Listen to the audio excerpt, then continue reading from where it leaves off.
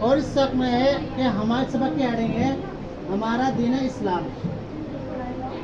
اس سبق میں آپ کو دین اسلام کے بارے میں مختصر چیزیں بتائی جائیں گی کہ دین اسلام کیا ہے، اس کے شروع کا جز کیا ہے، دین اسلام کی ابتدا کیا ہے، یہ سب چیزیں آپ اس سبق میں پڑھیں گے۔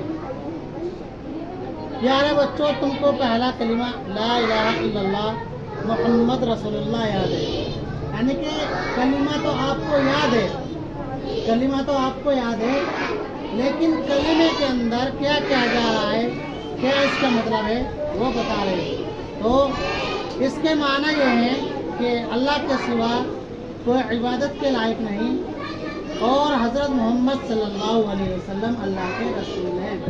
اللہ کے رسول صلی اللہ علیہ وسلم کا نام مبارک جب کہیں آتا ہے تو درود پاک بھیجنا واجب ہے۔ درود پاک کا مطلب یہ ہوتا ہے کہ جیسے اللہ کے رسول صلی اللہ علیہ وسلم کا نام آیا، نام مبارک آتا ہے، تو اس میں بھی کہا جاتا ہے کہ صلی اللہ علیہ وسلم۔ اس کے معنی یہ ہے کہ اللہ کے سوا کوئی عبادت کے لائق نہیں، اور حضرت محمد صلی اللہ علیہ وسلم اللہ کے رسول ہے۔ کسی بات کو زبان سے کہنے اور دل سے ماننے کا نام اسلام ہے، اور یہی ہمارا دین ایمان ہے۔ یعنی کہ اسلام کو کس طرح ماننا ہے، اسلام کو کس طرح سمجھنا ہے۔